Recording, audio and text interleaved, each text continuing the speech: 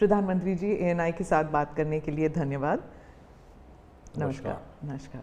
और आपको नवरात्रि की बहुत बहुत शुभकामनाएं। और कुछ ही दिनों में देश रामनवमी का पर्व मनाएगा। रामनवमी की बहुत बहुत शुभकामनाएं। आपको भी। मेरा पहला सवाल होगा ये कि आपने कई भाषणों में कहा है कि 2024 आपका लक्ष्य नहीं है, 2047 है। तो 2047 तक क्या कुछ होने वाला है और क्या ये चुनाव महज एक फॉर्मेलिटी है? मैं समझता हूं कि 2047 को और 2024 दोनों को मिक्सअप नहीं करना चाहिए, दो अलग चीज़ें हैं। जब देश आज़ादी के 75 साल अमृत महोत्सव मना रहा था, उसी समय मैंने ये विषय सबके सामने रखना शुरू किया था, आज से 1-2 साल पहले। और मैं ये कहता था कि 2047 देश की आज़ादी के 100 साल होंगे। स्वाभाविक रूप से ऐसे जो माइलस्टोन होते हैं वो एक प्रकार से नया उत्साह भरते हैं, नए संकल्प के लिए व्यक्ति को तैयार करते हैं। और उस अर्थ में मेरा मत था कि एक मौका है, 75 साल पर हम खड़े हैं, 100 साल पहुंचने वाले हैं, इस 25 साल का सर्वाधिक उपयोग कैसे करें। हर इंस्टीट्यूशन, हर कोई अपना एक लक्ष्य बनाए। भाई मैं अपना गांव का प्रधान हूं, 2047 तक मेरे गांव में इतना तो मैं करूंगा। RBI को मैं कार्यक्रम में भी गया, 90 साल का उनका कहा। तो मैंने कहा कि 10 साल बहुत महत्वपूर्ण है, आपके 100 साल होंगे, इस पर अभी से सोचिए। तो मेरे मन में 2047 ये भारत की आज़ादी के 100 साल और देश में एक प्रेरणा जगनी चाहिए।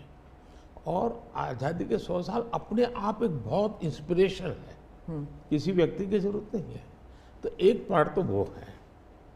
दूसरा है 2024। 2024 ये चुनाव का हमारा जो क्रम है 5 साल का, उसके हिसाब से वो आया हुआ क्रम है। और मैं मानता हूँ कि चुनाव ऑल टुगेदर डिफरेंट थिंग है। एक तरफ इस चुनाव में आप देखते हैं, लोकतंत्र में चुनाव को हमने लाइट नहीं लेना चाहिए। ये एक बहुत बड़ा महापर्व है और इसलिए मेरा तो मत है कि उत्सव के रूप में मनाना चाहिए।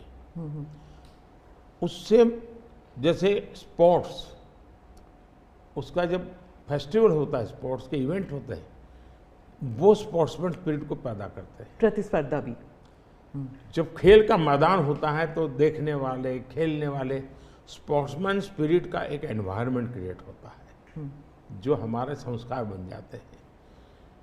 चुनाव का ये माहौल अगर हम उत्सव में पलट दें, लोकोत्सव बना दें, तो हमारी रगों में, डेमोक्रेसी आने वाली पीढ़ियों के रगों में वो संस्कार बन जाती है। और लोकतंत्र के लिए बहुत आवश्यक है कि लोकतंत्र ये सिर्फ संविधान की सीमाओं में नहीं बंधना चाहिए, हमारी रगों में होना चाहिए, हमारे संस्कार में होना चाहिए। और उस अर्थ में मैं 2024 को देखता हूँ।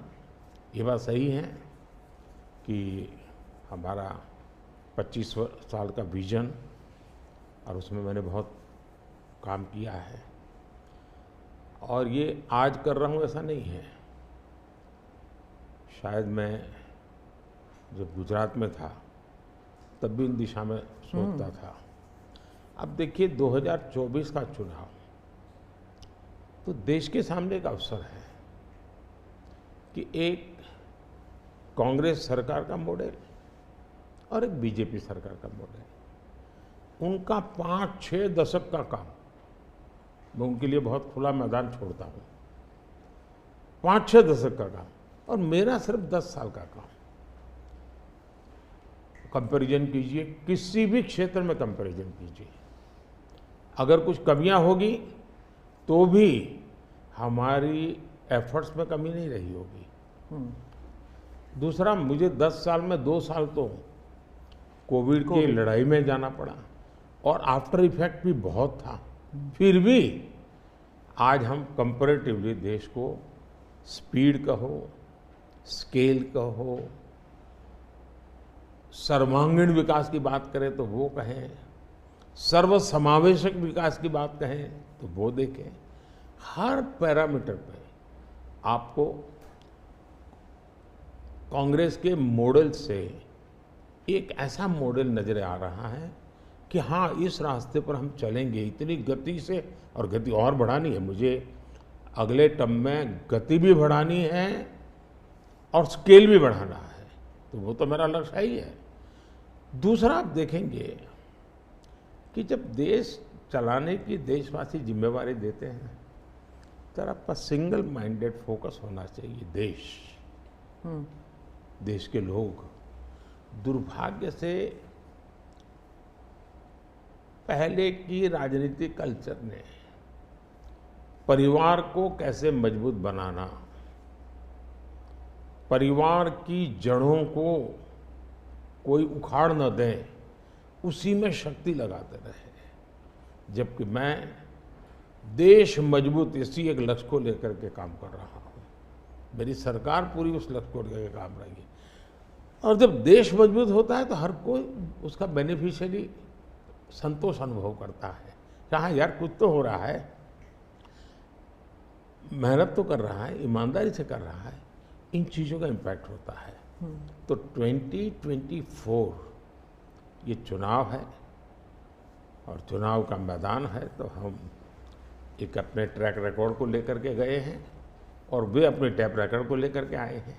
अब प्रधानमंत्री जी, आपने दो चीज़ों का जिक्र किया जिसके बारे में पूछना चाहूँगी। एक तो वो जब आरबीआई में जब आपने कहा 2014 विजन वगैरह की बात कर रहे थे, तो जब आप कहते हैं कि ट्रेलर है, आपके स्पीचेस में कहते हैं अभी तो ट्रेलर है, मैं बहुत कुछ करने वाला हूँ, तो एक कस्बा होता है जो थोड़ा नर्वस हो जाता है कि करने क्या वाले हैं मोदी जी।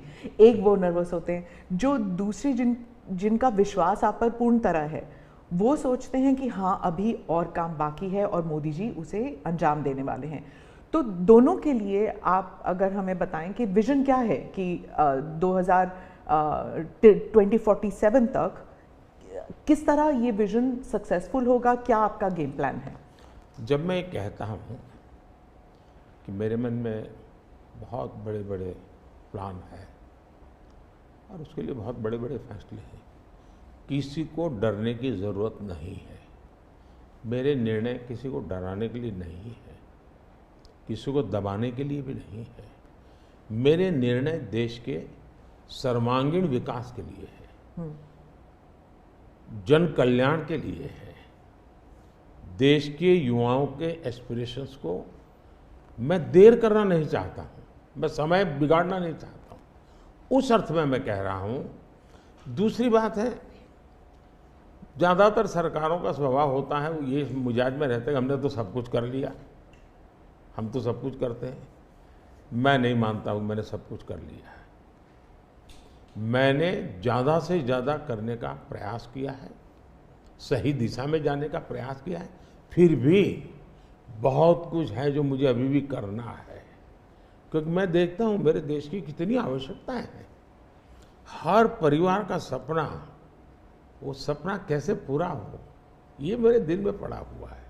और इसलिए मैं कहता हूँ जो हुआ है वो ट्रेलर है, आपको अच्छा लगा है, लेकिन मैं बहुत अधिक करना चाहता हूँ, उस अर्थ में मैं उस बात को कहता हूँ।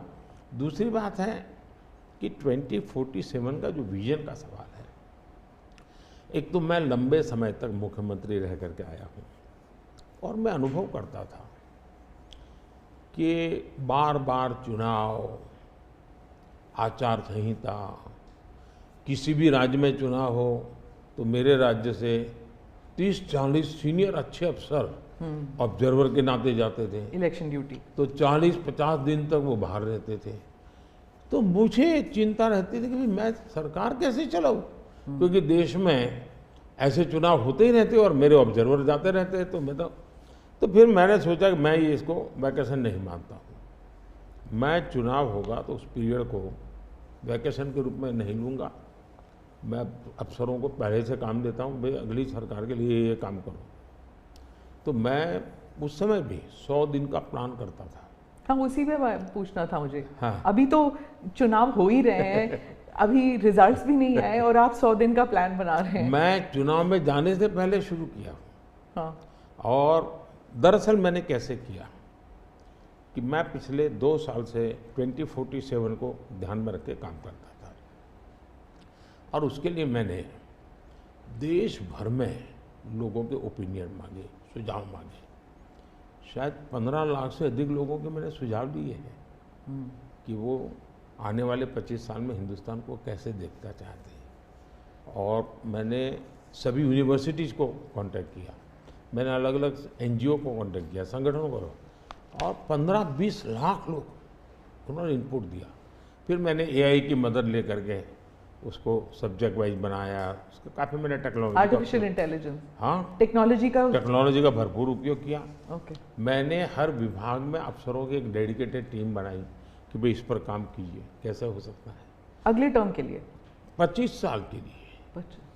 और फिर मैंने खुद ने उनके साथ बैठा, प्रेजेंटेशन दिए 2-2, 2.5 घंटे, और मेरा विजन के अनुरूप क्या चीज़ें हैं, कौन सी चीज़ें डुएबल हैं, कौन सी चीज़ें डुएबल नहीं। थोड़ा सा ट्रेलर बता सकते हैं? उसको मैं ऐसा है कि आचार संहिता चल रही है। अच्छा। मैं अभी अगर इन चीज़ों को बताऊंगा तो शायद कोई उसको गलत अर्थ में ले लेगा, तो मैं उसमें फंसना नहीं चाहता हूँ जी। लेकिन इसमें कुछ छुपा हुआ नहीं है, मिल ही जाएगा।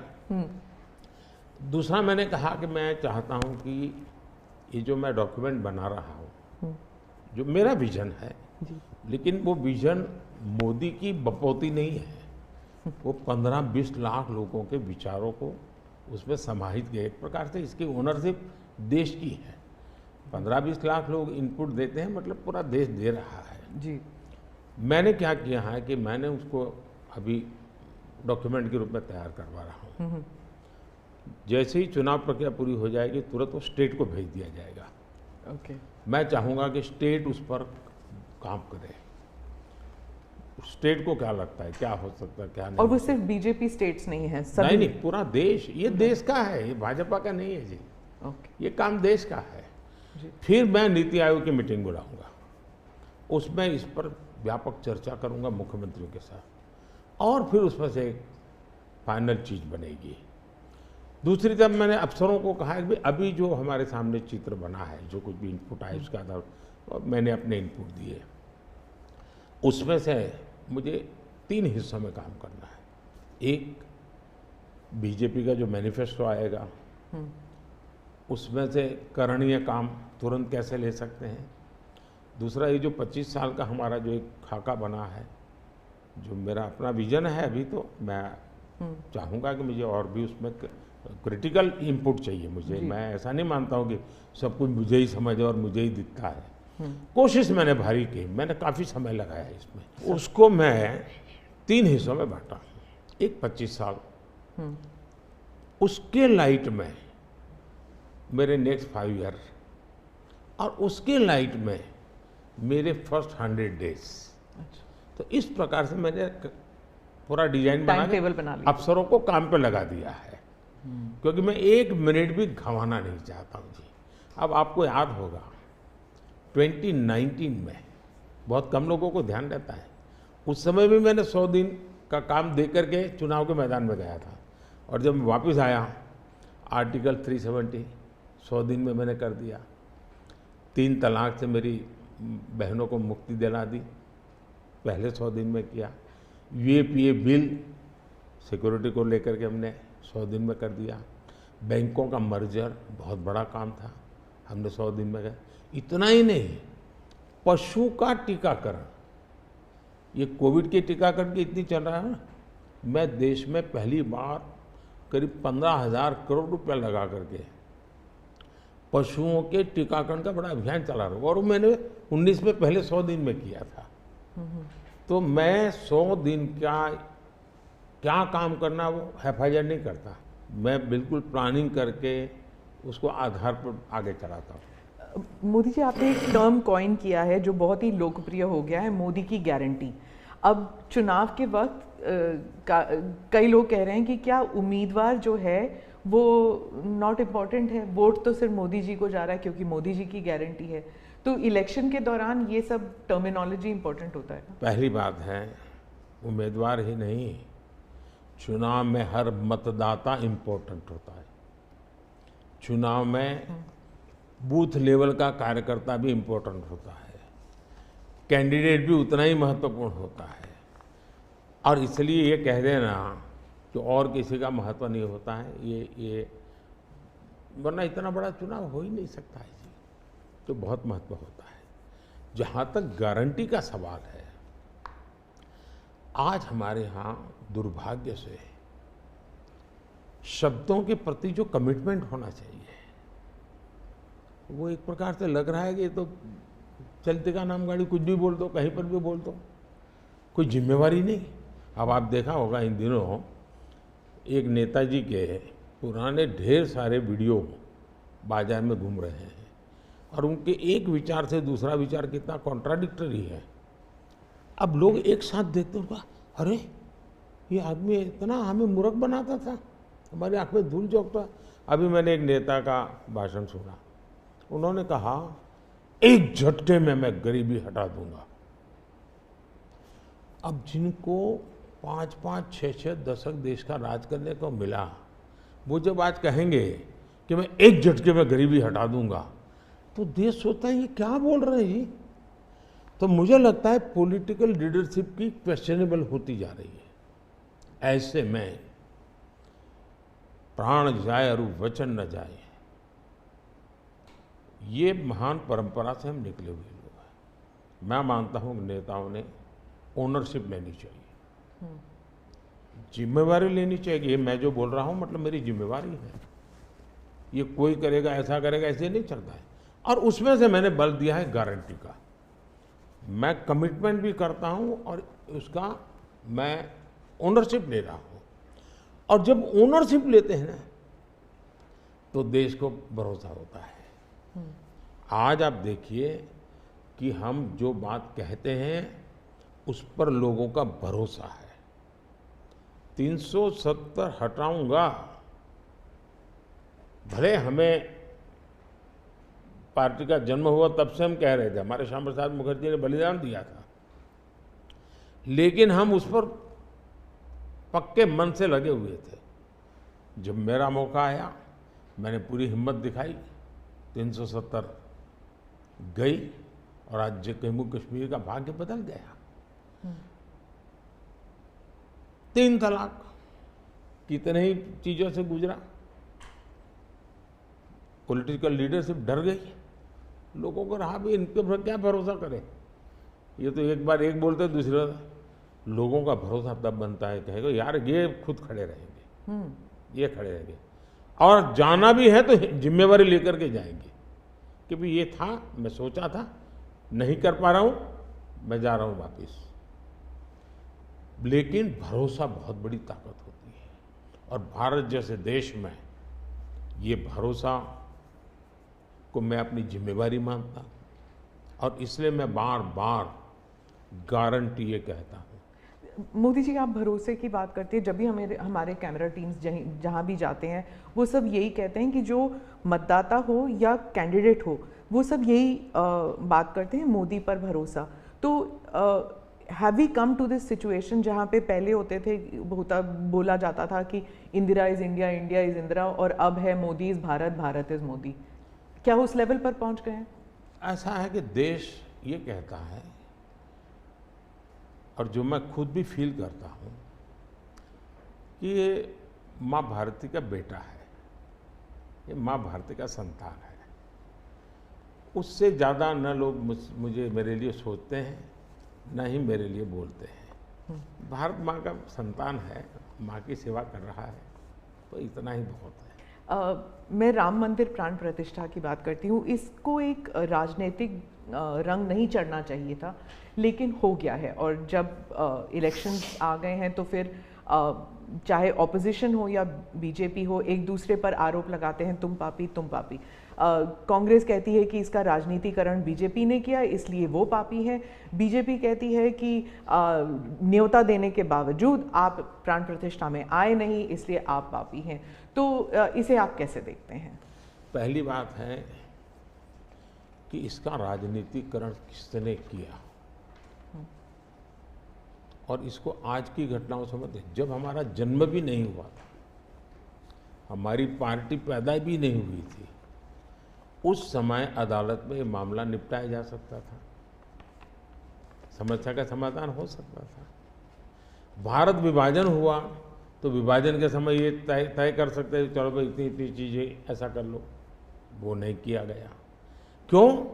कि एक ऐसा हथियार हाथ में है जो हथियार वोट बैंक पॉलिटिक्स के लिए मजबूती का एक दांव है, इसलिए उसको पकड़ के रखा गया और बार बार उसको भड़काया गया।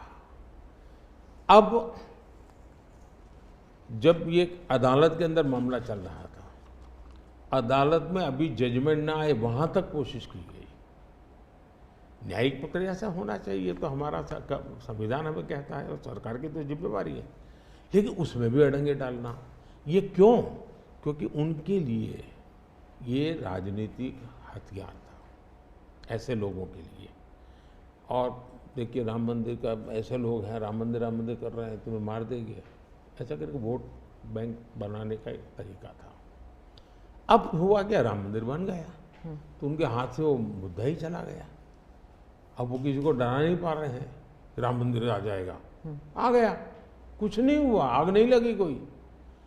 दूसरा इनकी प्रकृति, आप सोमनाथ मंदिर से लेकर के अब तक की घटनाएं देखिए, वे भारत की मूलभूत आस्थाएं, भारत का मूलभूत जो पिंड है उसके प्रति नेगेटिविटी लेकर के ही देश में वो अपनी बातें। अब सोमनाथ मंदिर को क्या प्रॉब्लम था, सरदार पटेल थे, डॉक्टर राजेंद्र बाबू को जाना था, वहां तो न जनसंघ था, न भाजपा था, न आरएसएस थी, न कोई लड़ाई थी, लेकिन उन्होंने मना कर दिया जाने। वो जो नेहरू जी की जो चिट्ठी थी, हाँ, जो भी है, अब ये और वो परंपरा आज भी चल रही है कि प्राण प्रतिष्ठा का निमंत्रण मिले और आप उसको ठुकरा दें। सचमुच में तो आपको गर्व होना चाहिए कि ये राम मंदिर निर्माण करने वाले जो भी लोग हैं जिन्होंने संघर्ष भी किया है, वे आपके सारे पाप भूल करके, सारे आपके गुनाह भूल करके घर में आकर के आपको इनवाइट कर रहे हैं और नए से व्यवहार शुरू करना चाहते हैं। आप उसको भी उस पुराने मिजाज से ठुकरा दें, तब लगता है कि आपके लिए वोट बैंक एक बहुत बड़ी आपकी मजबूरी है, और उस वोट बैंक के चलते इस प्रकार की चीज़ें होती रहती। और ये किसी को नीचा दिखाना, किसी का अपमान करना, ये अपना अधिकार मानते हैं। और मैं कभी कभी कहता हूँ ये तो नामदार है, हम तो कामदार है।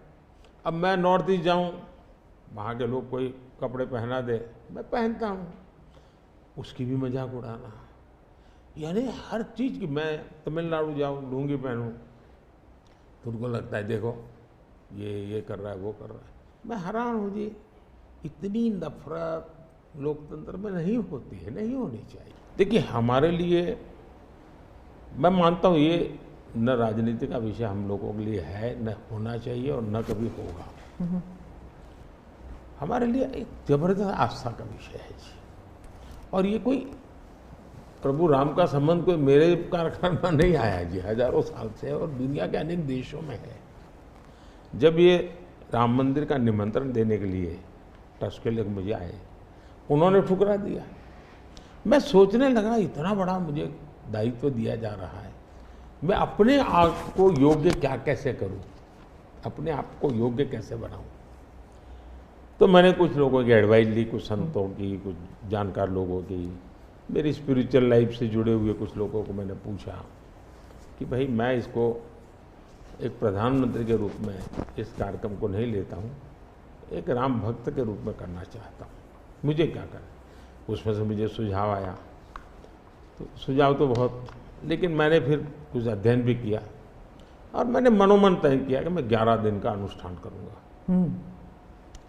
और मैं ज़मीन पे सोता था, नारियल के पानी पर रहता था और तय किया मैं कि प्रभु राम जहाँ जहाँ गए थे उसमें जहाँ भी मैं जा सकता हूँ जाने का प्रयास करूँगा। और वहाँ मैं अपना, जब मैं श्रीरंगम मंदिर में गया दक्षिण भारत में, हाँ। दक्षिण भारत में, और कम्ब रामायण का मैंने पाठ किया वहाँ, तब मुझे वहाँ के लोगों ने बताया कि साहब 800 साल पहले जब कम्ब रामायण की रचना हुई तो पहला पाठ इसी जगह पे हुआ। और मैं देख रहा सबके आँख में आंसू थे। ये जो मैंने अनुभूति की है साउथ में खास करके, यहाँ बैठे हुए लोगों को अंदाज नहीं आएगा जी कि क्या भक्ति है, क्या आस्था है और कितनी पवित्रता है उसमें। मेरा कार्यक्रम नोन नहीं था, मेरा काम भी ऐसा व्यक्तिगत था, लेकिन जो जन सामर्थ्य एक प्रकार से मुझे उनके भाव में अनुभव कर रहा था, तो मेरे लिए शायद मेरी स्पिरिचुअल जर्नी की एक बहुत बड़ा महत्वपूर्ण एक 11 दिन की घटना मैं देखता हूँ। मैं और राम मंदिर प्राण प्रतिष्ठा को मैंने बहुत गंभीर लिया था जी। मैंने एक इवेंट के रूप में नहीं लिया था जी, मेरे लिए वो इवेंट नहीं था, वो एक स्पिरिचुअल मूवमेंट था आपके लिए। मैं मानता, मुझे दिखता था वो 500 साल का संघर्ष, मुझे दिखता था 140 करोड़ लोगों की श्रद्धा, सपने, और देश के गरीब गरीब लोगों ने पाई पाई दे करके मंदिर बनाया है जी। ये मंदिर 3 चीजें मैं देखता हूँ। एक, 500 साल का अविरत अखंड एक निष्ठ संघर्ष, लाखों लोगों का एक काम के लिए बलिदान। दूसरा, लंबी न्यायिक प्रक्रिया, इतने सालों की न्यायिक प्रक्रिया, और न्यायिक प्रक्रिया के हर तराजू से तूल करके निकला हुआ, कसौटी हुआ। दूसरा, टेक्नोलॉजी का उपयोग, ASI के द्वारा उसकी खुदाई, सबूत, ये एक बहुत बड़ा। और चौथा, हिंदुस्तान के कोटि कोटि लोगों ने 1-1, 2-2, 5-5 रुपया जो भी दे सकते हैं दे करके ये मंदिर बनाया है। ये मंदिर सरकारी खजाने से नहीं बना है।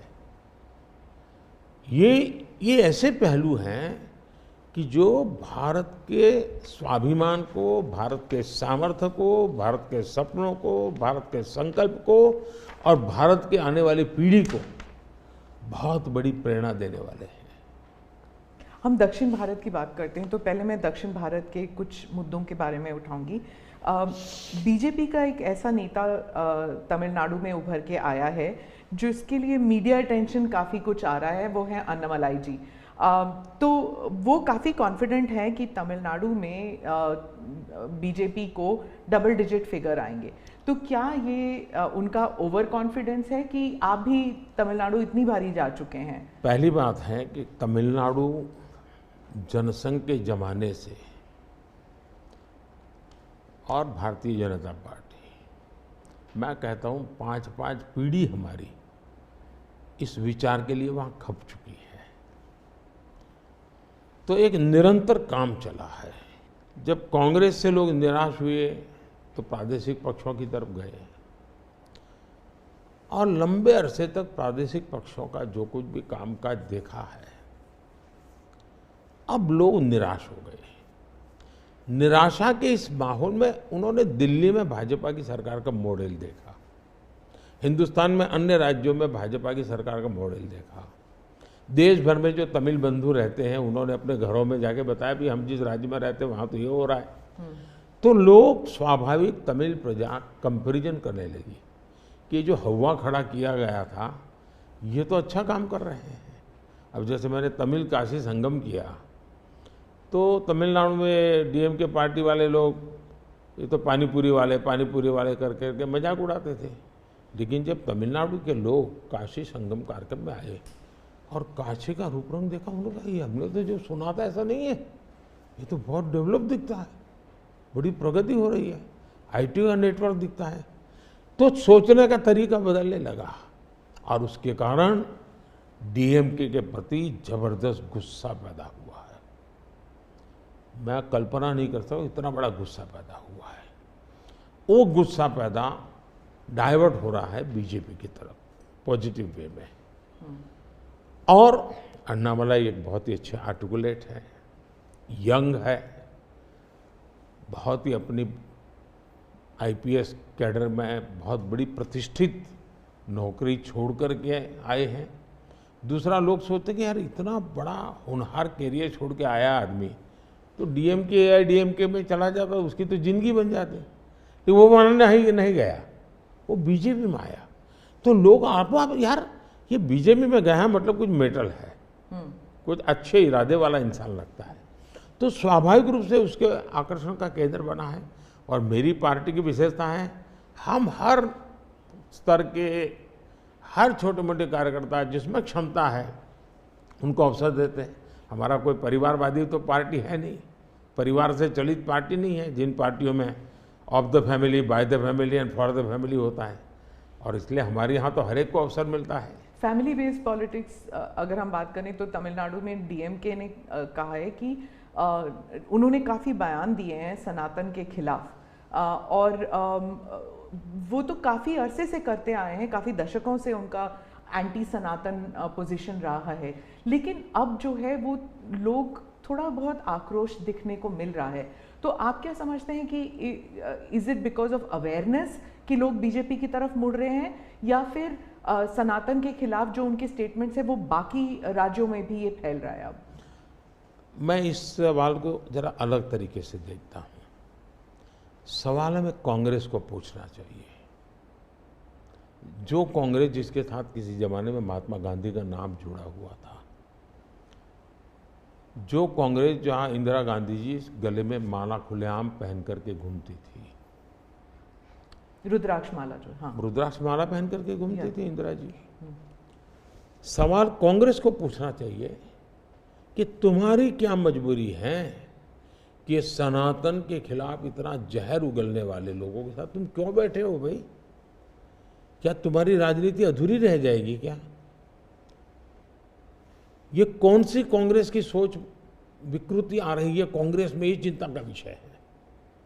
डीएमके का तो जन्म शायद इस नफरत में पैदा हुआ होगा, और धीरे धीरे वो नफरत का खेल भी उनका लोग स्वीकार करने नहीं लगे हैं, और इसलिए वो नए नए तौर तरीके अपना करके बोल रहे हैं। प्रश्न उनका नहीं है, प्रश्न कांग्रेस जैसी पार्टी का है कि उसने अपना मूल कैरेक्टर गंवा दिया है क्या? जब संविधान सभा में जो लोग बैठे थे तो ज़्यादातर गांधीयन लोग थे, ज़्यादातर कांग्रेस की विचारधारा से जुड़े हुए लोग थे, और पहला संविधान बना, उसके हर पेज पर जो पेंटिंग है रामायण, वो सनातन की ही परंपरा से जुड़े हुए हैं। तो आपका संविधान बना, उस संविधान में सनातन का गौरव का हिस्सा था, और आज सनातन को इतनी भयंकर गालियां देने की हिम्मत हो और आप उनके साथ चुनाव की राजनीति करें, उनके साथ मंच साझा करें, मजबूरी कांग्रेस की ये देश के लिए चिंता का विषय है। और जो तमिलनाडु के मुख्यमंत्री और कुछ और दक्षिण के मंत्री हैं, मुख्यमंत्री हैं, वो कहते हैं कि जो दक्षिण है वो अलग इकाई है, उत्तर अलग इकाई है, दक्षिण भारत और उत्तर भारत, और बीजेपी जो है वो दक्षिण भारत में सेंध नहीं कर सकती। राहुल गांधी ने तो संसद में भी कहा था कि आप अगर पूर्व से देखें, बंगाल से देखें, उड़ीसा, आंध्र प्रदेश, तेलंगाना, तमिलनाडु, केरल तक जाएं, पूरे उस एरिया में बीजेपी सेंध नहीं कर पाएगी। दो अलग इकाई है क्या दक्षिण भारत और उत्तर भारत? पहली बात है, भारत बहुरत्ना वसुंधरा है, भारत विविधताओं से भरा हुआ देश है। यहाँ रेगिस्तान भी है, यहाँ समुद्री तट भी है, यहाँ हिमालय भी हैं, और यहाँ सह्याद्री भी हैं, यहाँ गंगा के पट भी हैं और कावेरी के पट भी हैं। तो भारत को टुकड़ों में देखना ये भारत के प्रति नासमझी का परिणाम है। अगर यही भाव होता, अगर आप हिंदुस्तान में देखें प्रभु राम के नाम से जुड़े हुए गांव कितने सबसे ज़्यादा कहाँ हैं, तो तमिलनाडु में है। इतने सारे गांव के नाम हैं कि उसमें राम तो होगा ही होगा। अब इसको आप कैसे अलग कह सकते हैं? किसको गले उतारेंगे आप? लेकिन भारत की विविधता है, पंजाबी जैसा होगा वैसा नागालैंड का व्यक्ति नहीं होगा, गुजराती जैसा होगा वैसा कश्मीर का व्यक्ति नहीं होगा। तो विविधता ही तो हमारी शक्ति है। हमने विविधता को सेलिब्रेट करना चाहिए। हमें गुलदस्ता ऐसा है भारत का जिसमें हर एक का अपना फूल दिखाई दे, ये भाव होना चाहिए। कांग्रेस कहती है कि बीजेपी और खासकर मोदी जी इस विविधता को अप्रिशिएट नहीं करते, एक रंग में ढालना चाहते हैं, और अगर 400 सीट जो आप कह रहे हैं अगर वो आ जाता है तो संविधान रद्द हो जाएगा, एक ही भाषा, एक ही रहन सहन, एक ही तरीका होगा, और वो है जो मोदी जी कहेंगे। मैं समझ नहीं पाता हूँ कि जो व्यक्ति यूएन में जाकर के पहली बार दुनिया की सबसे पुरातन भाषा तमिल भाषा का गुणगान करता हो, किस आधार पर उस व्यक्ति को आप ऐसे आरोप लगा रहे हो? मेरा तो मत है, और मैं जब कपड़े अलग अलग राज्य के पहनता हूं तो उनको ये परेशानी हो रही है। मुसीबत उनकी है कि वो एक सांचे में देश को डालना चाहते हैं। हम तो विविधता की पूजा करते हैं, हम विविधता को सेलिब्रेट करते हैं। और मैं हमको हर एक को कहता हूँ, जैसे हमने कहा कि भाई डॉक्टर बनना है, इंजीनियर बनना है, मातृभाषा में क्यों नहीं बन सकता है? जब मैं मातृभाषा में डॉक्टर इंजीनियर बनने की बात करता हूँ, मतलब कि मैं मातृभाषा को सेलिब्रेट कर रहा हूँ, उसका महात्मा बढ़ा रहा हूँ। मुझे ये अभी ये गेमिंग वाले सब बच्चों के साथ बैठा था, तो उन्होंने से किसी ने पूछा कि हमारे लिए कोई संदेश, तो ऐसे मैंने कहा एक काम करो, अब जब भी आप हस्ताक्षर कहीं करेंगे, सिग्नेचर करेंगे, अपनी मातृभाषा में सिग्नेचर करो, इतना तो गर्व करो। अब मैं तो विविधता को लाने की कोशिश कर रहा हूँ। अब उनको आरोप लगाने हैं, क्या करेंगे? कुछ मुख्यमंत्री हैं वो कहते हैं कि उन्हें सेंटर से सहयोग नहीं मिलता। दक्षिण के भी कुछ मुख्यमंत्री हैं, आप भी मुख्यमंत्री रह चुके हैं, अब प्रधानमंत्री हैं पिछले 10 साल में। क्या कोऑपरेटिव फेडरलिज्म को लेकर आपके विचार बदल गए हैं जब आप मुख्यमंत्री थे और जब अभी आप प्रधानमंत्री हैं? दरअसल, और क्या उन्हें नहीं मिलता सहयोग? दुर्भाग्य हुआ है कि जो रीजनल एस्पिरेशंस होते हैं उसको सबसे ज़्यादा तवज्जो देनी चाहिए, ये मेरी पार्टी की फिलॉसफी है।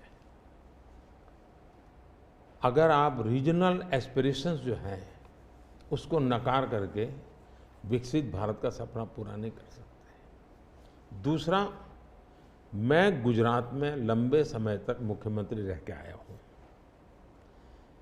और मेरा सौभाग्य है कि देश में मैं पहला प्रधानमंत्री ऐसा हूँ कि जिसके पास राज्य के मुख्यमंत्री का इतना बड़ा अनुभव रहा है।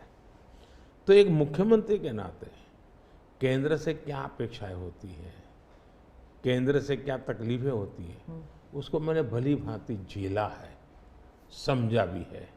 और इसलिए मैं कतई नहीं चाहूँगा कि मेरे देश का कोई राज्य, उसका उमंग उत्साह हो विकास का, उस पर कोई रुकावट पैदा हो। अगर रुकावट हटा सकता हूँ और उसमें मैं उनकी मदद कर सकता हूँ, वो भी मैं करने के लिए, क्योंकि मुझे देश बनाना है। दूसरा, मैं जब गुजरात था तब भी मेरा मंत्र था, यहाँ सरकार यूपीए की थी, तब भी मेरा मंत्र था भारत के विकास के लिए गुजरात का विकास। मैं गुजरात का विकास करूंगा, क्यों? क्योंकि मुझे मेरा देश का विकास करना है। हमारे देश में वातावरण बनना चाहिए। और हमने एस्पिरेशनल डिस्ट्रिक्ट की कल्पना की। हर राज्य में हमने कहा कि ये राज्य के पैरामीटर के बराबर है। भारत सरकार ने योजना बनाई, उसकी मदद की। सभी राज्य आज हमारे एस्पिरेशनल डिस्ट्रिक्ट में और एस्पिरेशनल ब्लॉक में मिलकर के हम काम कर रहे हैं और बहुत अच्छे परिणाम नजर आ रहे हैं। अब आप कोरोना देखिए, मैंने इतनी बार चीफ मिनिस्टर की मीटिंग की, शायद 20-25 बार, और हर चीज़ में सब मिलकर के निर्णय करते थे। तो हम साथ मिलकर के चले तो हम कोरोना के जंग को जीतने में सफल हुए। और मैं पब्लिकली कहता हूँ कि कोरोना की लड़ाई में भारत की सफलता का कारण मैं सभी राज्यों का भी उतना ही योगदान है, मैं रिकॉग्नाइज करता हूँ। और इसलिए मैंने हमेशा कहा है कि देश को आगे ले जाना है तो हमें कॉम्पिटिटिव कोऑपरेटिव फेडरलिज्म चाहिए। हमारे यहाँ स्पर्धा होनी चाहिए, तंदुरुस्त स्पर्धा होनी चाहिए विकास की, तब जा कर के, अब देखिए G20, मैं G20 दिल्ली में कर सकता था, मैंने ऐसा नहीं किया। हिंदुस्तान के हर राज्य में G20 समिट किया, क्योंकि हर राज्य में G20 को सबसे ज़्यादा अवसर मिले, लोगों को उस राज्य को देखने का अवसर मिले, राज्य को अपना एक्सपोजर के लिए ग्लोबल प्लेटफॉर्म मिल जाए। क्यों? क्योंकि मैं चाहता हूँ मेरा देश का हर कोना मेरे लिए देश ही है। मोदी जी, दो सवाल G20 को लेकर मैं पूछना चाहती थी आपसे। एक तो वो जो क्लासिक शॉट था ना, वो प्रेसिडेंट बाइडेन और प्रिंस सलमान जो हैंडशेक वाला जो शॉट, उसके बारे में एक। दूसरा, वेस्टर्न मीडिया में बहुत से आर्टिकल्स आते थे उस वक्त कि कोई कंसेंसस होगा नहीं, डिक्लेरेशन होगा नहीं, पर हो गया डिक्लेरेशन। तो ये दो, इन दोनों चीज़ों की बैक स्टोरी बताइए। एक तो आपने वो हैंडशेक कैसे करवाया, और दूसरा डिक्लेरेशन कैसे हुआ? एक ग्लोबल गुड जब उसके लिए काम करते हैं और अपने निजी कोई इफ्स एंड बट्स नहीं होते हैं, तो आप दुनिया को ऑन बोर्ड ले सकते हैं। और मेरी कोशिश ये थी कि मुझे बताइए भाई, आखिरकार ये G8 और G20 पैदा कैसे हुआ। जिन मुद्दों को लेकर के पैदा हुआ तो उस मुद्दों से हटना नहीं चाहिए, और उसमें सब मेरे से कन्विंस हुए, सब लोग कन्विंस हुए। कुछ लोगों से मुझे व्यक्तिगत बातचीत करने की ज़रूरत थी, मैंने वो भी किया। कुछ शब्दों की किसी के आग्रह रहते थे, उनको मैंने समझाने का प्रयास किया। दूसरा, मेरा इरादा था कि मैं लास्ट डे, लास्ट सेशन में नहीं करूँगा, मैं इसको इतना जल्दी करूँगा कि लोग सरप्राइज कर जाएंगे। और इसलिए मैंने दूसरे ही दिन, पहले ही सत्र में डिक्लेरेशन वाला काम पूरा कर दिया। तो जो नेगेटिव अनुमानों के आधार पर सारा G20 घसीटने की कोशिश होती थी, मैं इसको किसी भी हालत में चौंका देना चाहता था। तो दैट वाज माय स्ट्रेटेजी, और वो स्ट्रेटेजी सफल हुई। और मुझे खुशी है, जहाँ तक दुनिया के उन देशों को क्यों लाए साथ, कैसे लाए। देखिए, सिल्क रूट की चर्चा हम बहुत समय से सुनते आए हैं। सिल्क रूट किसने बनाया, कैसे बना, कोई हिस्ट्री अवेलेबल नहीं है। तो सिल्क रूट चल पड़ा और यानी इवॉल्व हुआ धीरे धीरे। हम लोगों ने ये जो IMEC की दिशा में हम गए हैं, ये बहुत बड़ा गेम चेंजर बनने वाला है, और आने वाले हजारों साल उसका इम्पैक्ट है। जैसा सिल्क रूट का इम्पैक्ट हजारों साल रहा, वैसा इसको इम्पैक्ट रहने वाला है। और उसमें मैं सबको विश्वास हुआ कि भाई हाँ, ये तरीका है। उसमें गल्फ कंट्रीज का भी पॉजिटिव और प्रोएक्टिव रोल था। भारत ने एक अच्छी भूमिका निभाने का भारत को अवसर मिला। US, यूरोप हमारे साथ थे, और सबको लगा कि एक कॉन्क्रीट पॉजिटिव आउटकम निकलेगा, तो हम उसको लेकर के मिलते थे। तो उसमें स्वाभाविक था कि सऊदी किंग और प्रेसिडेंट बाइडेन और दोनों के साथ मेरी अच्छी मित्रता है, तो मैं किसी का भी हाथ भी पकड़ सकता हूँ, किसी की बात भी कर सकता हूँ। पर्सनालिटी पॉलिटिक्स भी आता है ना, क्योंकि देखिए आप कि अगर हम विदेश नीति की बात करें तो खाड़ी के साथ जो हमारे रिश्ते बेहतर हुए हैं, उसके लिए बहुत से लोग कहते हैं कि it is because of your personal intervention. आपको सम्मान भी दिया गया था वहाँ पर। तो चाहे ईस्ट एशिया हो या वेस्ट एशिया हो, इसमें पर्सनालिटी पॉलिटिक्स कहाँ तक इम्पोर्टेंट है कि आप उनके जो राष्ट्रपति हैं या प्रधानमंत्री हैं, उनके साथ आपका वाइबिंग होता है, आप उनके साथ बातचीत करते हैं और वो फिल्टर डाउन होता है। फिर कहाँ तक इसमें पर्सनालिटी पॉलिटिक्स भी है? मैं समझता हूँ कि इसके अलग अलग व्यू हो सकते हैं और सब सही हो सकते हैं। एक मत स्ट्रॉन्ग है कि पर्सनालिटी कल्ट या पर्सनल रिलेशन, ये बहुत ज़्यादा इन चीज़ों में नहीं डाले थे। एक मत है, स्ट्रॉन्ग मत है। मुझे लगता है कि हमारी डिप्लोमेसी अगर प्रोटोकॉल में फंसी रहेगी तो हम परफॉर्म नहीं कर पाएंगे। डिप्लोमेसी की ताकत भी इनफॉर्मल में भी है, प्रोटोकॉल में ही ऐसा नहीं है। प्रोटोकॉल में ज़्यादा पोजीशनिंग होता है, पहले कौन आएगा, पहले कौन हाथ मिलाएगा वगैरह, उसी में समझ जाता है। तो मैंने शुरू से देखा कि भाई जैसे मेरी शपथ हुआ था, बड़ा इंटरेस्टिंग है। मैंने तय किया कि मैं सार्क देशों को 2014 की शपथ। हाँ, 2000 पहली बार पहली बार सार्क देशों को बनाने का मेरे मन में विचार आया। और उसके पीछे कारण ये था क्योंकि मेरा चुनाव प्रचार में मुझ पर आरोप एक ही था कि ये मोदी जो कि राज्य से आया है, ये देश की राजनीति क्या समझेगा, विदेश नीति क्या समझेगा, ये तो डुबो देगा। ये चुनाव प्रचार का मेरा खिलाफ के जो मुद्दे थे उसमें एक बड़ा महत्वपूर्ण मुद्दा था। सब लोग मेरी मजाक उड़ाते थे। तो मुझे लगा इनको एक ही एक्शन से मुझे जवाब दे देना चाहिए, बोलने की जरूरत नहीं है पहले दिन से। तो मैंने शपथ समारोह में सार्क देशों को बुलाया। उसके पहले मैंने बैक चैनल से उन सबसे सहमति ले ली थी, ऐसा तो नहीं हो सकता कि कोई, और सब लोग आए। मेरा शपथ हुआ।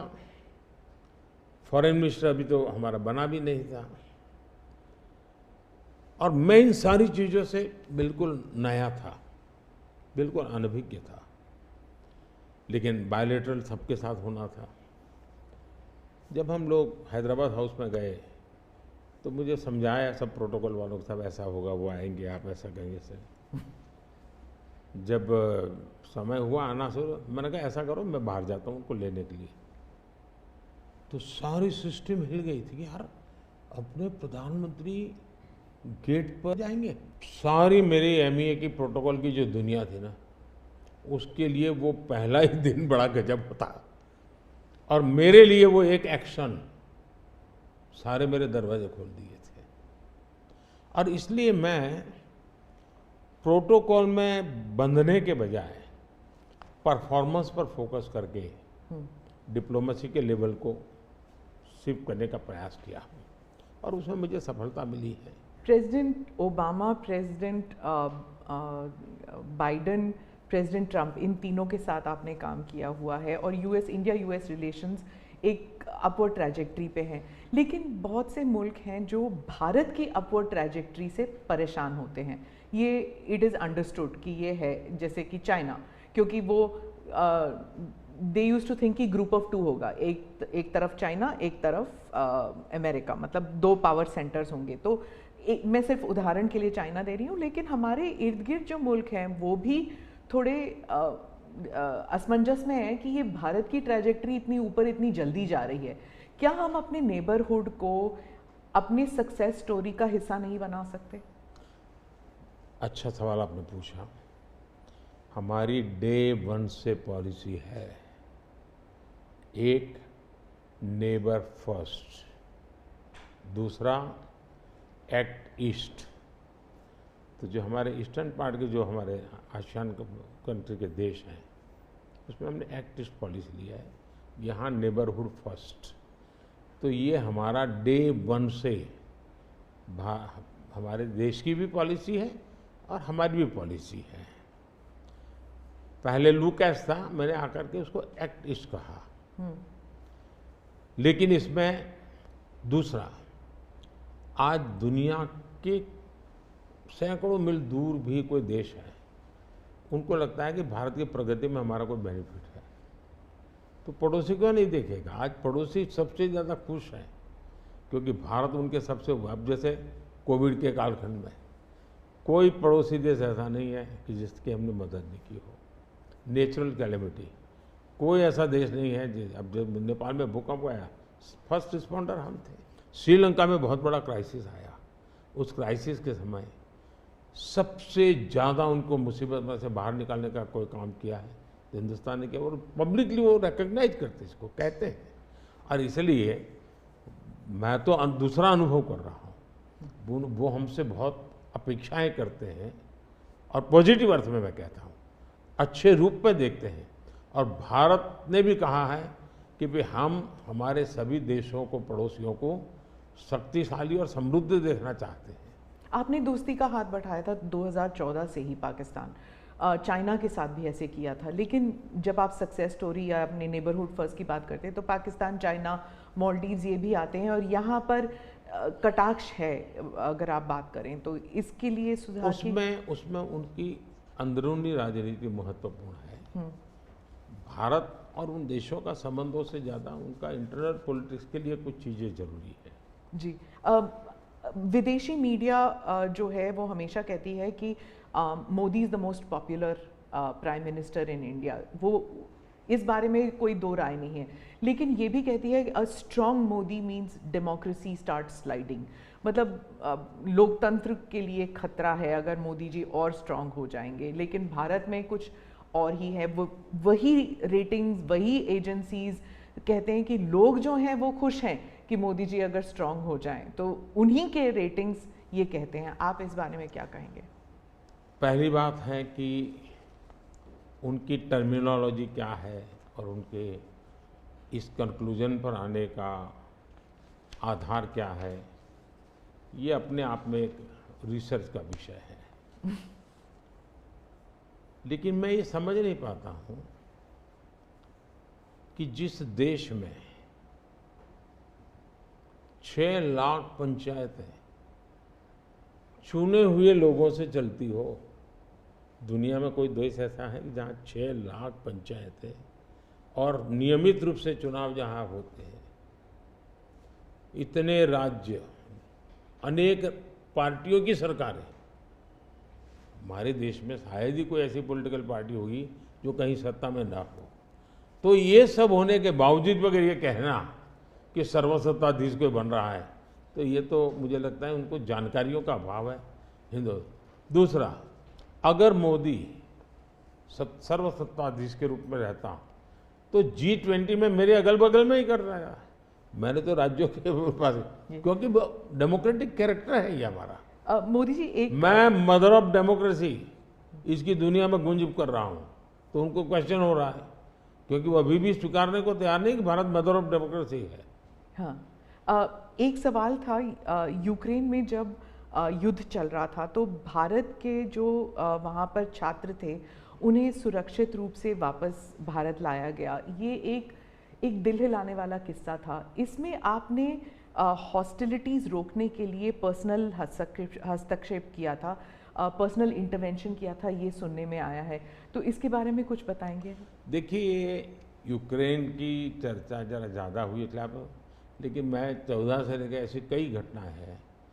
अगर आपने एक सुषमा स्वराज जी का एक इंटरव्यू है, आप देखिए कि कैसे यमन में से हमने हिंदुस्तान के लोगों को लाए, और सऊदी किंग के साथ मैंने बात करके उनसे कहा भाई मुझे वहाँ यमन से लोगों को लाना है, तो आपका बॉम्बार्डिंग चल रहा है, हम कर नहीं पा रहे हैं, मुझे कैसे मदद करेंगे? तो उन्होंने कहा कुछ समझ दीजिए मुझे। और सुषमा जी ने अपने इंटरव्यू में सारी चीज़ें कही हुई है। भारत की रिक्वेस्ट पर एक पीरियड रहता था जिस पीरियड में बॉम्बार्डिंग नहीं होता था, और उस समय हम हवाई जहाज़ में हमारे लोगों को निकालते। यमन से करीब 5000 लोगों को हम लाए थे। उसी प्रकार से यूक्रेन में मेरा यूक्रेन से भी इतना ही घनिष्ठ नेता है, मेरा रशिया से भी इतना ही घनिष्ठ नाता रहा है। दोनों राष्ट्रपति के साथ में बहुत मित्रतापूर्ण मेरा रहा है। मैं पब्लिकली राष्ट्रपति पुतिन को कह सकता हूँ कि युद्ध का समय नहीं है। मैं यूक्रेन को भी कह सकता हूँ पब्लिकली कि बातचीत के रास्ते पर ही जाना चाहिए, और इसके कारण मेरी क्रेडिबिलिटी है। और जब मैंने कहा भाई भारत के इतने लोग, हमारे नौजवान फंसे हुए हैं और मुझे आपकी मदद चाहिए, और मैं आप क्या व्यवस्था कर सकते हो? फिर मैंने बताया मैंने इतनी व्यवस्था की है, आप इतना मेरी मदद कीजिए। उन्होंने मदद की, और भारत के तिरंगे की ताकत इतनी थी कि विदेशी व्यक्ति की भी भारत का तिरंगा हाथ में रखता था तो उसके लिए जगह मिल जाती थी। तो मेरा तिरंगा ही मेरी गारंटी बन गया था। मोदी जी, मैं डोमेस्टिक पॉलिटिक्स पे वापस आती हूँ। एक सवाल है इलेक्टोरल बॉन्ड्स के बारे में। राहुल गांधी जो हैं वो हर भाषण में कहते हैं, और विपक्ष के नेता भी कहते हैं कि इसमें धांधली हुई है। आपकी पार्टी के लोग भी कहते हैं कि अगर गलती है, अगर इसमें कोई गुंजाइश है इसके सुधार में, तो वो कर सकते हैं। क्या ये गलत फैसला था इलेक्टोरल बॉन्ड्स का? पहली बात है कि हमारे देश में लंबे अरसे से चर्चा चली है कि चुनावों में काला धन एक बहुत बड़ा खतरनाक खेल हो रहा है। देश के चुनावों को काले धन से मुक्ति मिले, इसके लिए कुछ करना चाहिए। चर्चा लंबे समय से चल रही है। चुनाव में खर्च तो होता ही होता है, कोई इनकार नहीं कर सकता है। मेरी पार्टी भी करती है, सब पार्टियां करती है, कैंडिडेट भी करते हैं, और पैसे लोगों से लेने पड़ते हैं, सब पार्टियां लेती हैं। मैं चाहता था कि हम कुछ कोशिश करें कि इस काले धन से हमारे चुनाव को कैसे मुक्ति मिले, ट्रांसपेरेंसी कैसे आए। एक प्रामाणिक पवित्र विचार मेरे मन में था। रास्ते खोज रहे थे, एक छोटा सा रास्ता मिला, वही पूर्ण है। वैसे हमने उस समय भी क्लेम नहीं किया था, पार्लियामेंट में डिबेट में सबने उसको सराहा भी था। आज जो लोग उलट पुलट बोल रहे हैं उन्होंने सराहा था, पार्लियामेंट डिबेट देख लीजिए। हमने कैसे कैसे काम किया, जैसे 1000 और 2000 के नोट खत्म कर दिए। चुनाव में वही बड़े बड़ी मात्रा में ट्रैवलिंग करते हैं, क्यों कि ये काला धन खत्म हो।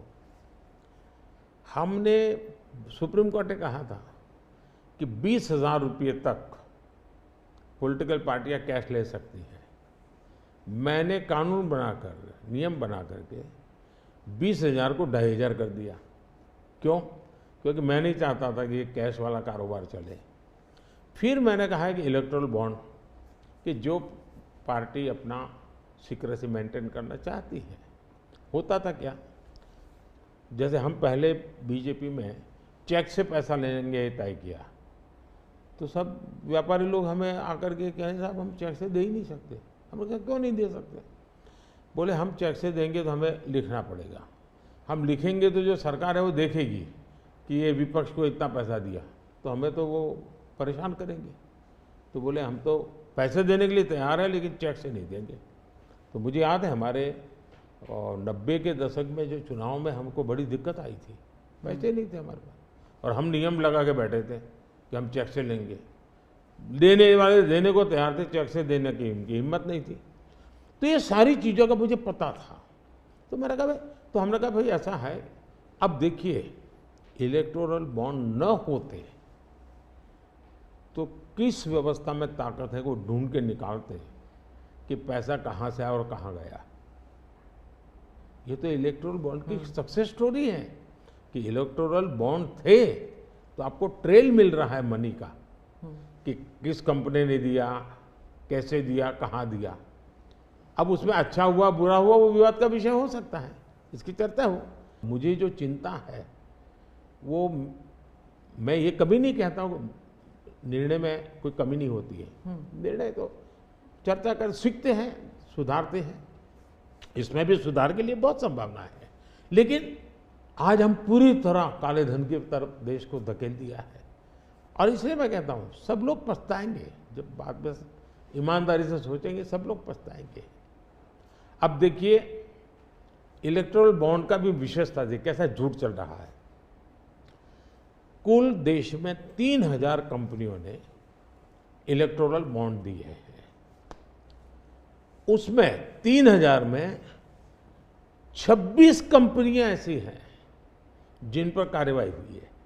ये कहते हैं ना ईडी वीडी टिकना फला, 3000 डोनर है, उसमें सिर्फ 26, और उनमें से 16 कंपनियां ऐसी थी छापा जब लगा उस समय बॉन्ड खरीदा। कोई जोड़ सकता है इसको? अगर बॉन्ड खरीदा, लोग ये जोड़ रहे हैं, उसकी विशेषता ये है कि ये जो 16 कंपनियों ने बॉन्ड खरीदा उसमें से 37 पैसा अमाउंट बीजेपी को डोनेशन में मिली। 37, 63% बीजेपी के विरोधी पार्टियों को मिली। अगर पूरे जोड़े जाएं तो हाँ। मैं ये 16 कंपनी जिसका ईडी सीबीआई कोई न कोई उस समय एक्शन भी हुआ और बॉन्ड भी निकला, 37% अमाउंट बीजेपी ने, 63 ऑपोजिशन को। क्या ईडी रेड करे और ऑपोजिशन को डोनेशन देने का कार्यक्रम वर्क करे? क्या बीजेपी ऐसा करेगी? इसका मतलब कि 63% पैसा विपक्ष के पास जाए और आप आरोप हम पर लगाएं, लेकिन उनको गोलमोल बोलना है और भाग जाना है। हम ट्रांसपेरेंसी की बात करते हैं तो विपक्ष कहता है कि ईडी, सीबीआई, आईटी, सारे के सारे इदारे जो हैं, इलेक्शन कमीशन को भी जोड़ते हैं वो, कि सारे इदारों पर बीजेपी हावी है और लेवल प्लेइंग फील्ड है ही नहीं। मतलब they already making the ground कि इलेक्शन जो है वो फेयर नहीं हो सकता। इसमें एक भी कानून मेरी सरकार ने नहीं बनाया, चाहे ईडी हो, सीबीआई हो, चाहे इलेक्शन कमीशन। ऊपर से हमने तो इलेक्शन कमीशन में सुधार किए हैं। आज इलेक्शन कमीशन बनता है तो ऑपोजिशन भी उसमें होता है। पहले तो प्रधानमंत्री एक फाइल पे साइन करके इलेक्शन कमीशन बना देता था, और जो उनके परिवार के साथ निकट जुड़े थे ऐसे ऐसे लोग इलेक्शन कमिश्नर बने थे। ऐसे लोग इलेक्शन कमिश्नर बने थे जो वहाँ से निकलने के बाद राज्यसभा के मेंबर बने, उनकी सरकार के मिनिस्टर बने। ऐसे इलेक्शन कमिश्नर बने थे जो कांग्रेस के बाद में कैंडिडेट बने, और इसलिए हम उस लेवल पे प्ले नहीं कर सकते। तो हमारा लेवल प्ले फील्ड हो ही नहीं सकता, हम ऐसे बन ही नहीं सकते। हम अच्छे रास्ते पर जाना चाहते हैं, हम उस रास्ते पर जाना नहीं चाहते। दूसरी बात है, आखिर ईडी सीबीआई कैसे बनी? ईडी वगैरह का आप देखेंगे या इलेक्शन कमीशन का अपने एक कहावत है, नाच न जाने आंगन टेढ़ा। और इसलिए कभी ईवीएम का बहाना निकालेंगे, कभी मूलतः पराजय के लिए वो कुछ रीजनिंग अभी से सेट करने में लगे हैं ताकि पराजय उनके खाते में न चढ़ जाए। वो कह रहे हैं लड़े कैसे आप? या तो ऑपोजिशन लीडर्स को जेल में डाल रहे हैं, या फिर अगर वो आपकी पार्टी में आ गए तो सारे पाप धुल गए। कितने ऑपोजिशन लीडर जेल में हैं? कोई मुझे बताए। और क्या यही ऑपोजिशन लीडर उनके सरकार चलाते थे? या जेल का डर है? डर तो पाप का होता है जी, ईमानदार को क्या डर होता है? मेरे यहाँ भी तो उन्होंने मेरे होम मिनिस्टर सबको जेल में डाल दिया था। दूसरा, ईडी की बात करते हैं। आप गुजरात के बारे में कह रहे हैं जब आप मुख्यमंत्री? हाँ, मैं मुख्यमंत्री था। अच्छा, जो ईडी की बात करते हैं, ईडी ने जितने केसेस किए ना, उसमें से सिर्फ, देश को समझना, सिर्फ 3% ही पॉलिटिकल लोग इन्वॉल्व है जिन पर एक केस हुए हैं।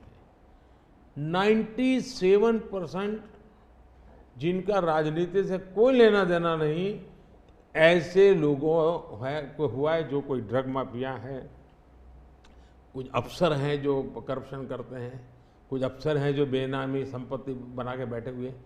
97% केस उन पर हुए हैं, जेलों में वो लोग गए हैं। अच्छा, मजा देखिए, ईडी एक स्वतंत्र संस्था को काम कर देना चाहिए, नहीं करने देना चाहिए? बनाई क्यों भाई?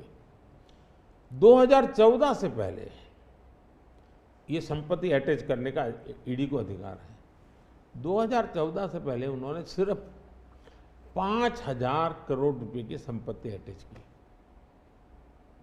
कौन रोकता था ईडी को भाई? और किसके लाभ में कहता? मेरे कालखंड में गलत काम करने वालों की 1 लाख करोड़ रुपए की संपत्ति अटैच हुई है। क्या ये देश की जनता का पैसा नहीं है? दूसरा आंकड़ा तो आप और हैरान हो जाओगे। 2014 पहले इसी ईडी ने देश में से 34 लाख रुपए, 34 लाख रुपया कैश जब्त किया था। मतलब कि स्कूल बैग में आ जाए इतना पैसा, स्कूल बैग में आ जाए।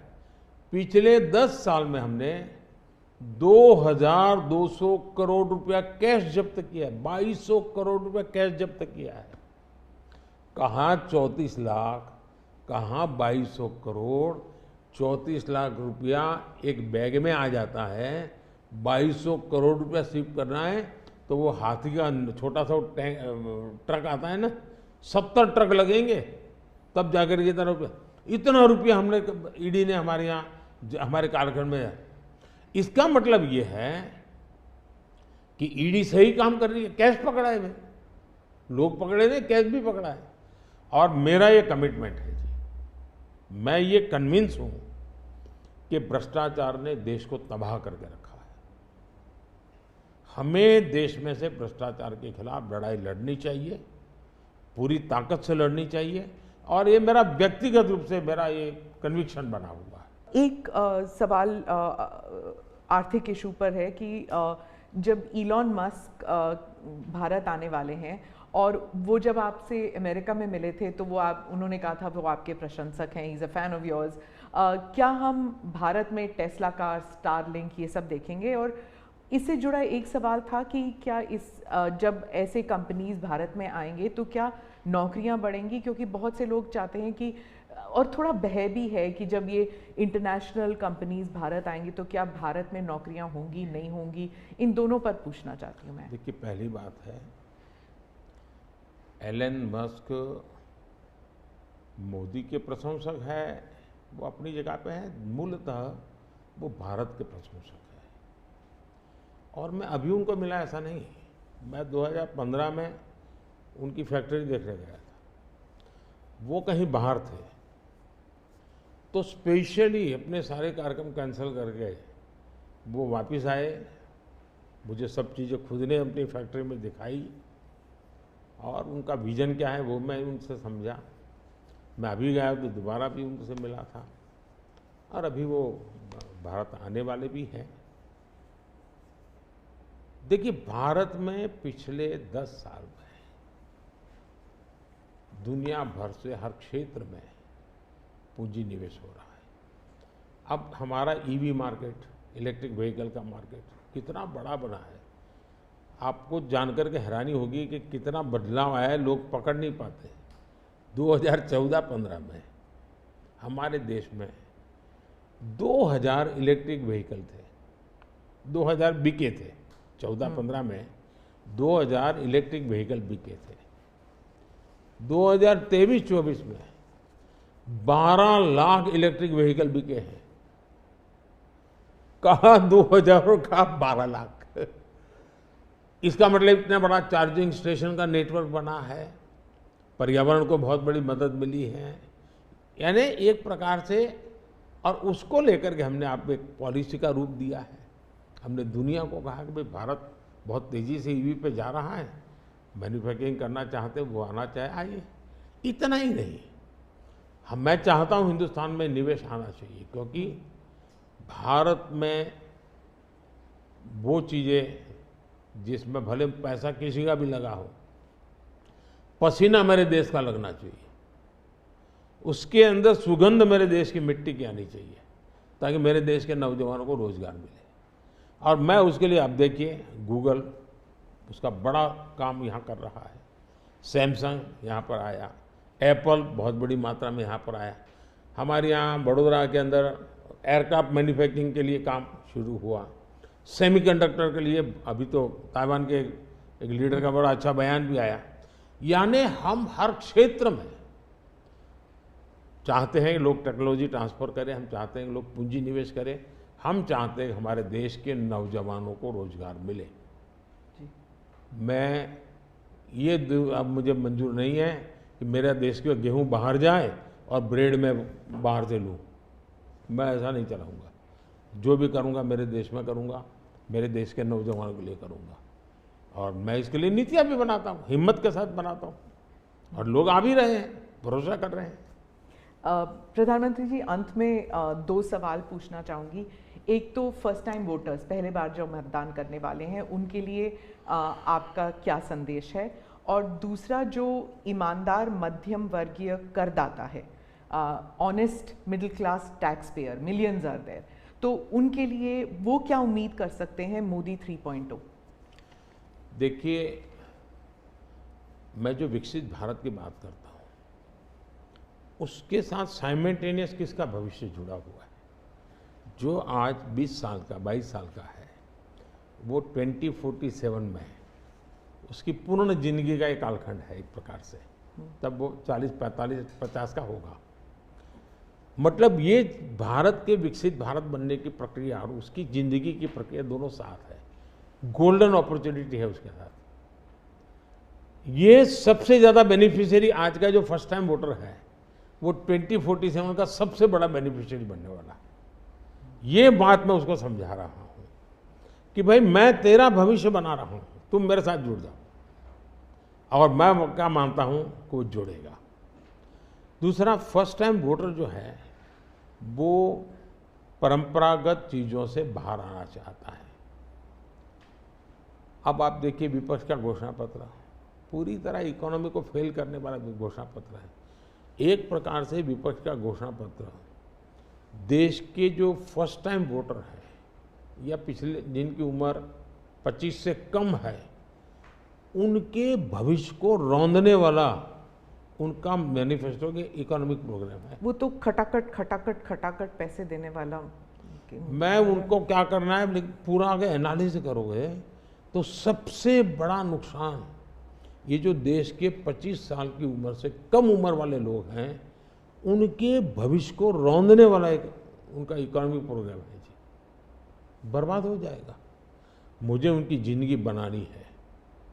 मैं देश में इनोवेशन को बल देना चाहता हूँ। देखिए देश में जो पैटेंट इन दिनों रजिस्ट्री हुई, हिस्टोरिकल रिकॉर्ड है पैटेंट के। तो यंग जनरेशन को लगता है हाँ हमारी ज़िंदगी बढ़ रही है। आज डेटा मेरे देश का इतना सस्ता है, मैं जानता हूँ मेरे देश को आर्थिक रूप से नुकसान हो रहा है, लेकिन सस्ता डेटा का परिणाम है कि मैं देश में डिजिटल रिवॉल्यूशन लाने में मेरे नौजवानों को मैंने ताकत दी है। आज वो दुनिया, मुझे अभी गेमिंग वाले बच्चे मिले थे, वो कहते थे साहब दुनिया के देश में हम खेलने के लिए जाते हैं, वहाँ डेटा इतना महंगा है। बोले हम 50 बार सोचते हैं, हम भारत के अंदर इतना हमारे लिए अवसर है, इतना सस्ता डेटा है तो हम हिम्मत कर रहे हैं। एजुकेशन में आज डेटा सस्ता होने के कारण उसको कितनी फायदा हो रहा है जी। लॉन्ग डिस्टेंस लर्निंग, हाँ हर चीज़ में, टेलीमेडिसिन में। ये जो हमने इन चीज़ों पर कंट्रोल करके रखा है, इसका बहुत बड़ा लाभ हो रहा है, बड़ा रिवॉल्यूशन हो रहा है। और जो मिडिल क्लास टैक्स पेयर है उसके लिए जो देखिए जहाँ तक टैक्स पेयर है, सचमुच में टैक्स पेयर का सम्मान होना चाहिए, टैक्स पेयर का गौरव होना चाहिए। आए दिन रास्ते चलते हर टैक्स पेयर को गाली देते रहेंगे तो देश कैसे चलेगा जी। ये मैं समझ नहीं आता हूँ ये किस सोच का परिणाम है। देखिए क्या बदलाव आया है। मैं टैक्स पेयर की बात करूँ, पिछले 10 वर्ष में ITR फाइल करने वालों की संख्या 2 गुने से अधिक हो गई।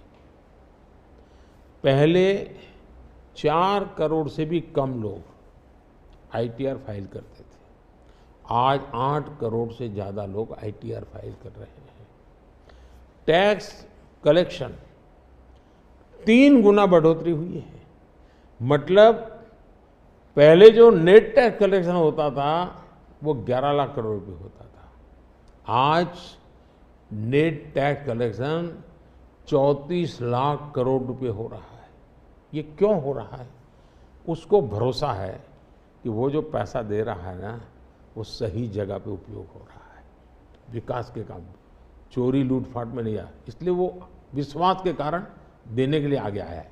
दूसरा, 7 लाख रुपये तक की इनकम पर टैक्स हमने माफ कर दिया है, जो पहले 2-2.5 लाख पे अटका हुआ था। 7 लाख रुपये कमाई तक कोई टैक्स नहीं देना है, फिर भी मेरे यहाँ टैक्स बढ़ रहा है।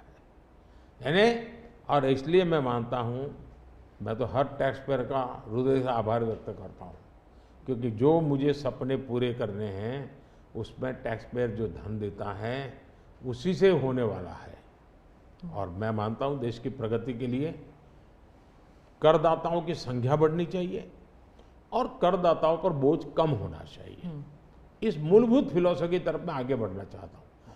जैसे, और मैं तो करदाताओं से एक प्रार्थना भी करूँगा कि देश के खातिर, विकसित भारत के लिए करदाता क्या कर सकता है। मैं उनको कहूँगा कि आप कम से कम 3 लोगों को जो टैक्स नहीं देते हैं उनको प्रेरित करो कि वो टैक्स देना शुरू करें। हर टैक्स पेयर सिर्फ 3 लोगों को प्रेरित करें। और मैं उनको समझाता हूँ, जब मैं गरीब का घर बनाता हूँ उसमें जो ईंट लगती है ना, किसी न किसी टैक्स पेयर की ईंट है वो। उसका जो पुण्य है ना, वो जो परिवार उसमें रहता है, जो पुण्य संतोष व्यक्त करता है, उसका पुण्य उस टैक्स पेयर को जाता है। किसी गरीब को मैं जब मुफ्त राशन देता हूँ, जब खाना पका करके अपने बच्चों को खिलाता है ना, तब वो कोई टैक्स पेयर सोचे कि हाश मैंने टैक्स दिया था, वो भूखा बच्चा खाना खा रहा है, उसको टैक्स देने का आनंद आएगा। और इसलिए मैं टैक्स पेयर का धन, जन कल्याण के काम, इनको कोरिलेट कर करके ही चलना चाहता हूँ, ताकि देने वाले को संतोष हो कि मेरे पैसों से ये हो रहा है। ये बहुत बड़ी आवश्यकता है। और मैं बार बार कहता हूँ कि ये जो गरीब के घर की थाली है ना, उसका संतोष का जो पुण्य है ना, उसका हकदार कोई है तो देश का टैक्स पेयर है। मोदी जी, चुनाव के दौरान आपने वक्त निकाला और हमसे इतनी सारी बातें की, उसके लिए धन्यवाद। बहुत बहुत धन्यवाद आपको। और मेरे देशवासियों से ये फर्स्ट टाइम वोटर्स को मेरी अपील है कि देश के नाम वोट कीजिए। मैं उनको कोई राजनीतिक वोट के लिए नहीं कह रहा, देश के नाम वोट कीजिए। खुद का आने वाला 25 साल के भविष्य के लिए वोट करें, ये मैं उनसे आग्रह करूंगा। दूसरा, मैं देशवासियों का कहूँगा, मैं सभी पॉलिटिकल पार्टी के वर्कर्स को भी कहना चाहूँगा कि गर्मी बहुत है, धूप में सभी पार्टी के वर्कर दौड़ रहे हैं। मैं सभी पार्टी के वर्कर को कहूँगा, बहुत पानी पीजिए, बहुत पानी पीजिए, दौड़िए, बहुत दौड़िए, लेकिन पानी बहुत पीजिए, ताकि इस धूप में, इस गर्मी में मतदाताओं को भी कहूँगा कि इतनी ही धूप क्यों ना हो, आप मतदान अवश्य करें। हो सके तो सुबह जल्दी जल्दी मतदान कीजिए। ये और लोकतंत्र के उत्सव के रूप में चुनाव को मनाएं, यही मेरी प्रार्थना होगी देशवासियों को। अगली चुनाव सर्दियों में कीजिएगा और 1 नेशन 1 इलेक्शन वाला। आपने सही मुद्दा उठाया। 1 नेशन 1 इलेक्शन हमारा एक कमिटमेंट है। हमने पार्लियामेंट में भी बोला हुआ है, हमने कमेटी भी बनाई थी, कमेटी का रिपोर्ट भी आया है। तो 1 नेशन 1 इलेक्शन के संबंध में देश में बहुत लोग ऑन बोर्ड आए हैं, सभी दलों ने, बहुत लोगों ने इसमें जो कमेटी को अपना सुझाव दिए हैं, बहुत ही पॉजिटिव सुझाव आए हैं और बड़े इनोवेटिव सुझाव आए हैं। और देश का बहुत बड़ा लाभ होगा अगर हम इस रिपोर्ट को लागू करवा पाते हैं तो। जी, धन्यवाद मोदी जी। नमस्कार, थैंक यू।